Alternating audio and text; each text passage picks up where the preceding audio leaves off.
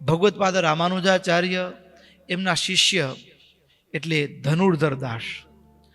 ધનુર્ધર દાસ ભક્તો એવા ભગવાન ભગવત્પાદ રામાનુજાચાર્યના યોગમાં આવ્યા એના પહેલા એનું જે જીવન છે એ મલકુસ્તીના દાવ બહુ સારી પેઠે જાણતા.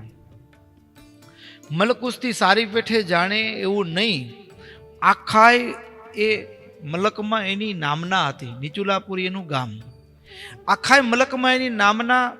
અને એવા એ ધનુર્ધર દાસ અને એ પ્રેમ દીવાના, જેને આજની ભાષામાં કહીએ તો કોઈ બાઈમાં મન લલચાઈ ગયું કે અટકી ગયું તો પછી મેં તો પ્રેમ દીવાની એના જેવું. તો એ હેમાંબા નામની એક કન્યામાં મંત્રમુગ્ધ થયેલા. અને એ હેમાંબા ચૈત્ર મહિનો આવે એટલે બ્રહ્મોત્સવ, શ્રીરંગ ક્ષેત્ર ભગવાન એ ત્યાં બ્રહ્મોત્સવની ધામધૂમથી ઉજવણી થાય, બહુ મોટો ઉત્સવ. અને આજુબાજુ મલકમાંથી ચારે કોરથી એ બધા જ સંઘના સંઘ દર્શન માટે આવે.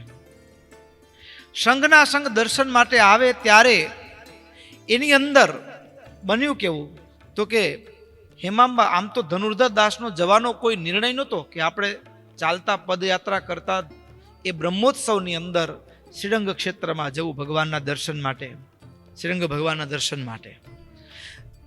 ઈચ્છા નહોતી, કોઈ યોજના નહોતી, પણ ખબર પડી કે આપણે જેને ચાહીએ છીએ એ પદયાત્રા કરીને બ્રહ્મોત્સવમાં જવાના છે, એટલે ભાઈ જવાના નહોતા પણ તૈયાર થઈ ગયા. બન્યું કેવું, કેટલા એ પ્રેમ દીવાના હશે એની કલ્પના કરી શકાય કે હેમાંબા ચાલે ને એની આગળ પાછલા પગે છત્રી લઈને ચાલે. છત્રી એટલા માટે કે એને ત્યાં તાપ લાગે અને એના જે રૂપમાં કંઈક ઝાંખપ ના આવી જાય, એટલા માટે છત્રી લઈને ચાલે. અને પાછલા પગે કે થોડીક વાર પણ એનો વિયોગ થાય તો કેમ ચાલે, આમ સીધા સાથે ચાલે કે પાછળ લઈને ચાલે તો એનું મુખનું દર્શન તો ન થાય. એટલે પાછલા પગે આખી વાટ, આખો રસ્તો પાછલા પગે ચાલતા ચાલતા છેટ ક્યાં સુધી પહોંચ્યા તો કે શ્રીરંગ ક્ષેત્ર આવી ગયું. હવે શ્રીરંગ ક્ષેત્ર આવી ગયું, પણ આમ તો એમ થાય કે જાજા માણસો તો કોઈ પણ વ્યક્તિઓ તો એ પણ શું કરે, અરે લોકો જુએ છે મારા વિશે શું વાતો કરશે, એટલે ફટ એ સીધો થઈ જાય. પણ ધનુર્ધર દાસ તો દુનિયાને જે બોલવું હોય તે બોલે, હમ તો પ્રેમ દીવાને હે. એ તો એ જ રીતે છત્રી પકડીને, અને જેમ જેમ નજીક આવે તેમ તેમ બધા રસ્તાઓમાંથી, એક અલગ અલગ ભિન્ન ભિન્ન ગામોમાંથી, પ્રદેશોમાંથી એ ભક્તોના સંઘ, પદયાત્રીઓના સંઘના સંઘ આવે, માણસોની ભારે ભીડ, એની વચ્ચે પણ માણસો કેમ ને કેમ બોલે, જુઓ તો ખરા, કોઈ વિવેક છે? કેવું ને કેવું બોલે, લોકોના ટોળે ટોળા થઈ જાય, પણ કોઈની પણ પરવા કર્યા વિના માણસો બધા એને જુએ અને વચ્ચેથી એ પસાર થતા હોય. આવા ધનુર્ધર દાસ. અને એ જ ક્ષણે ભગવત્પાદ રામાનુજાચાર્ય કાવેરી સ્નાન કરવા માટે એ મઠમાંથી નીકળીને શિષ્યોની સાથે ચાલતા થયા. ચાલતા રસ્તામાં કોલાહલ જોયો, લોકોનું ટોળું ભીડ જોઈ, એટલે પૂછ્યું શું છે? ત્યાં કોઈએ કીધું કે કોઈ કામાંધ છે. બધાએ તો કે મર્યાદા નથી, છી છી છી છી, આવું તીર્થમાં તો વિવેક રાખવો જોઈએ કે નહીં, બધાની દ્રષ્ટિ ત્યાં ગઈ. પણ રામાનુજાચાર્ય એક શબ્દ બોલ્યા નહીં. કાવેરીમાં સ્નાન કરી પાછા ફર્યા, મઠમાં આવ્યા ને એટલે એક શિષ્યને કહ્યું કે પેલા જે સદગ્રસ્ત હતા ને એને બોલાવી લાવો, મારે મળવું છે. એટલે એ સદગ્રસ્તને બોલાવવા માટે એક શિષ્ય ગયા છે.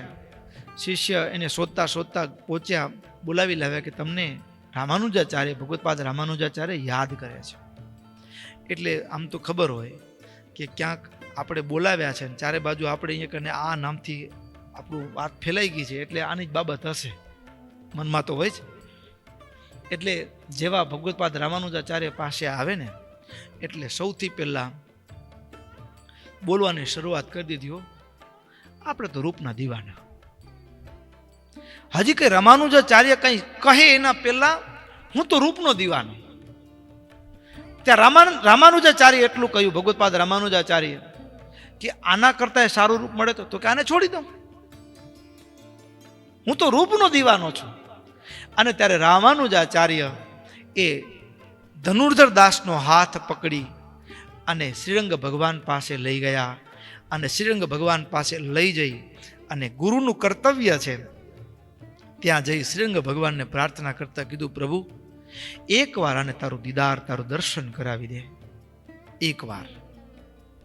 આટલું પ્રાર્થના કરી અને ગુરુ એ ધનુર્ધર દાસને જાણે કે ગુરુના ભગવાનના ચરણોમાં સોંપી અને ત્યાંથી પાછા વળી ગયા.